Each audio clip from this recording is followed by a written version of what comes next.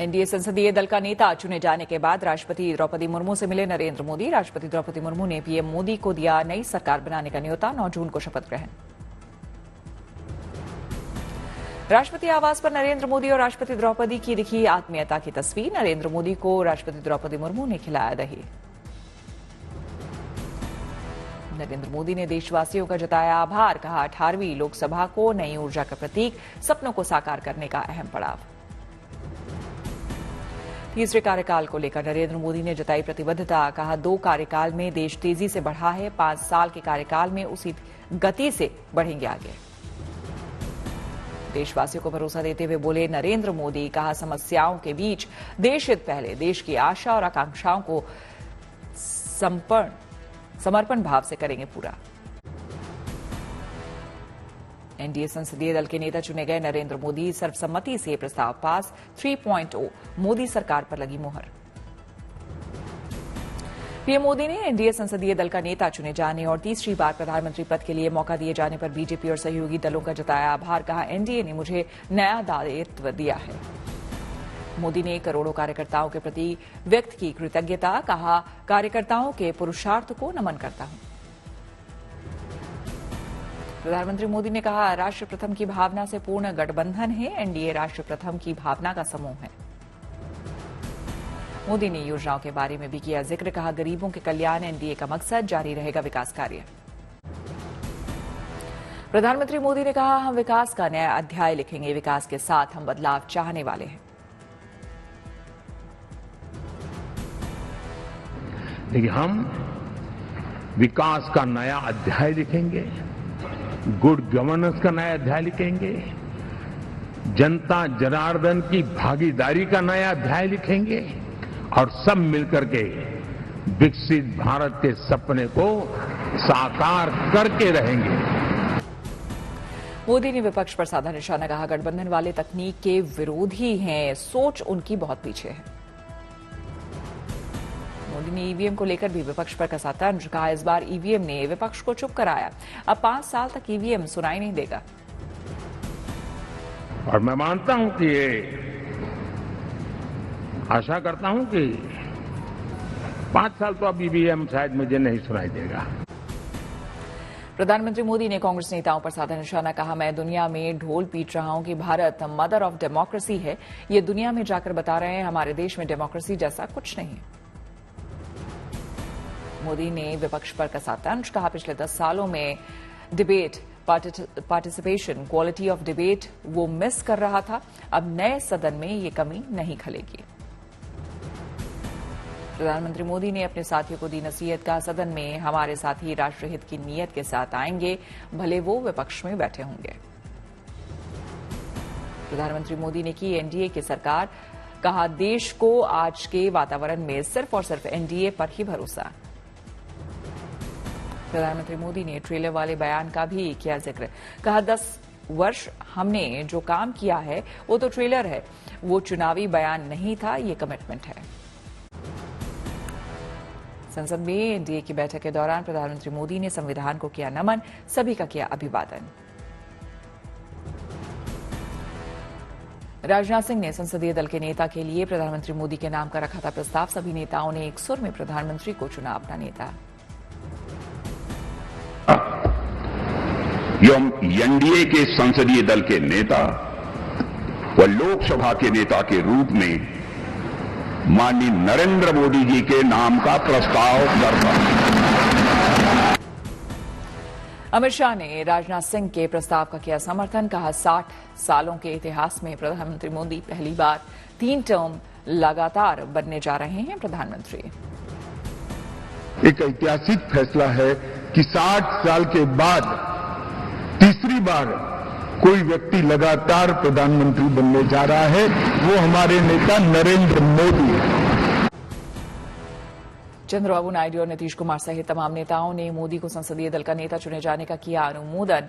कहा प्रधानमंत्री के नेतृत्व में देश को होगा विकास। कुमारस्वामी, पवन कल्याण, जीतनराम मांझी, अनुप्रिया पटेल ने भी मोदी को बताया अपना नेता। कहा मोदी ने दुनिया में भारत का डंका बजाया। एनडीए की बैठक में भावुक हुए सीएम नीतीश। मोदी के छुए पांव मोदी ने रोका। 9 जून को शाम 6 बजे प्रधानमंत्री पद की शपथ ले सकते हैं नरेंद्र मोदी। कई विदेशी मेहमान भी होंगे शामिल। प्रधानमंत्री मोदी के शपथ ग्रहण तक दिल्ली में रह सकते हैं नीतीश। 18वीं लोकसभा के गठन के लिए चुनावी प्रक्रिया पूरी। चुनाव आयोग ने राष्ट्रपति को नवनिर्वाचित सांसदों की सूची सौंपी। चुनाव आचार संहिता खत्म होने का किया औपचारिक ऐलान। बीजेपी के दिग्गज नेता लालकृष्ण आडवाणी से मिले प्रधानमंत्री मोदी। पीएम पद के लिए चुने जाने के बाद लिया आशीर्वाद। एनडीए संसदीय दल का नेता चुने जाने पर बीजेपी नेता मुरली मनोहर जोशी से मिले नरेंद्र मोदी। बीजेपी नेता मुरली मनोहर जोशी ने दी शुभकामनाएं।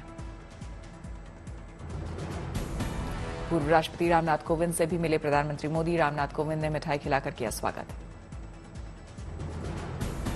संसद भवन के बाहर जोश में नजर आए बीजेपी कार्यकर्ता। बैंड बाजे के साथ ढोल बजाकर झूमे कार्यकर्ता।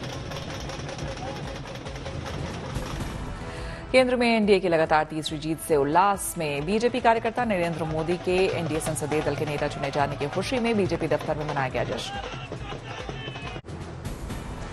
एनडीए संसदीय दल की बैठक के दौरान दिल्ली बीजेपी कार्यकर्ताओं का दिखा उत्साह। सड़क पर बीजेपी का झंडा लहराते हुए जमकर फोड़े पटाखे। नरेंद्र मोदी के तीसरी बार एनडीए का नेता चुने जाने पर यूपी बीजेपी कार्यालय में जश्न। कार्यकर्ताओं ने ढोल नगाड़े बजाकर और पटाखे फोड़कर जाहिर की खुशी। औरैया के बीजेपी कार्यालय में बांटी गई मिठाइयां। नरेंद्र मोदी के तीसरी बार प्रधानमंत्री बनने को लेकर कार्यकर्ताओं में खुशी की लहर। 9 जून को भारत आएंगे नेपाल के पीएम पुष्प कमल दहल। प्रधानमंत्री मोदी के शपथ ग्रहण में होंगे शामिल। 10 जून को गैंगटॉक में मुख्यमंत्री पद की शपथ लेंगे एसकेएम अध्यक्ष पीएस तमांग। 9 जून को मोदी मंत्रिमंडल के शपथ ग्रहण में होंगे शामिल। मंत्रिपरिषद में सभी सहयोगी दल को मिल सकती है जगह। शिवसेना, एनसीपी, आरएलडी से बनाए जा सकते हैं एक मंत्री। मोदी के शपथ ग्रहण के बाद बीजेपी और सहयोगी दलों के सांसद भी लेंगे 9 जून को मंत्री पद की शपथ। सूत्रों की खबर। एनडीए नेता चुने जाते ही विपक्ष के निशाने पर प्रधानमंत्री मोदी। कांग्रेस बोली जाने कब गिर जाए 2 बैसाखी पट्टी की सरकार। मोदी पर कांग्रेस नेता पी चिदम्बरम का निशाना। कहा नेहरू से खुद की तुलना करने की बात को हम करते हैं अस्वीकार। शनिवार को कांग्रेस की 2 अहम बैठक। सुबह 11 बजे कांग्रेस वर्किंग कमेटी की मीटिंग। शाम 5:30 बजे कांग्रेस संसद दल की बैठक। दिल्ली में 9 जून और 10 जून को ड्रोन, पैराग्लाइडर्स जैसी चीजें उड़ाने पर पाबंदी। दिल्ली में धारा 144 भी लागू। प्रधानमंत्री के शपथ ग्रहण के चलते आदेश। राष्ट्रपति भवन में होने वाले चेंज ऑफ गार्ड समारोह में बदलाव। 8, 15 और 22 जून को नहीं होगा गार्ड सेरेमनी। प्रधानमंत्री शपथ ग्रहण को लेकर बदलाव। जेपी नड्डा के आवास पर चल रही एनडीए की मीटिंग खत्म। अमित शाह, राजनाथ सिंह के घटक दलों के साथ मंत्रिपरिषद गठन पर हुई चर्चा। सूत्रों के मुताबिक घटक दलों को मंत्रालयों की संख्या के बारे में दी गई जानकारी। एनसीपी नेता अजीत पवार, प्रफुल्ल पटेल, एकनाथ शिंदे, देवेंद्र फडणवीस रहे मौजूद। टीडीपी चीफ चंद्रबाबू नायडू, बिहार के सीएम नीतीश और चिराग पासवान के साथ अहम मंत्रालयों को लेकर हुई चर्चा। दिल्ली में प्रफुल्ल पटेल के आवास पर महाराष्ट्र के एनडीए नेताओं का मंथन। सीएम एकनाथ शिंदे, देवेंद्र फडणवीस और अजीत पवार रहे मौजूद।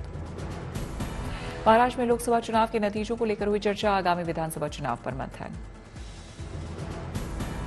महाराष्ट्र के कांग्रेस प्रदेश अध्यक्ष नाना पटोले की प्रेस कॉन्फ्रेंस के दौरान राहुल के आरोपों का किया समर्थन। कहा 2 दिन में देश की जनता के करोड़ों रुपए लूटे गए। एग्जिट पोल के दौरान शेयर बाजार में उतार चढ़ाव को लेकर बोले नाना पटोले। कहा जैसे जैसे बीजेपी के सांसद नीचे जा रहे थे वैसे वैसे शेयर बाजार गिरा। महाराष्ट्र के कांग्रेस प्रभारी रमेश चन्नीथला ने जनता का जताया आभार। कहा महाविकास अघाड़ी को जनता ने दी 31 सीटें। उम्मीद पर खरा उतरने की होगी कोशिश। कंगना थप्पड़ कांड में आरोपी महिला कांस्टेबल कुलविंदर कौर के खिलाफ 2 धाराओं में एफआईआर दर्ज। फिलहाल गिरफ्तारी नहीं। अरविंद केजरीवाल की नियमित जमानत याचिका पर अब 14 जून को होगी सुनवाई। कोर्ट ने ईडी के रवैये पर जताई आपत्ति। स्वाति मालीवाल पिटाई कांड में विभव कुमार की जमानत याचिका को 30 हजारी कोर्ट ने किया खारिज। दूसरी बार अदालत से लगा झटका। राहुल गांधी को मानहानि केस में बेंगलुरु के स्पेशल कोर्ट से मिली जमानत। पूर्व सीएम बोम्मई पर कमीशन खोरी का लगाया था आरोप। अमित शाह के खिलाफ कथित आपत्तिजनक बयान मामले में सुल्तानपुर कोर्ट में नहीं पेश हुए राहुल। 2018 का है मामला।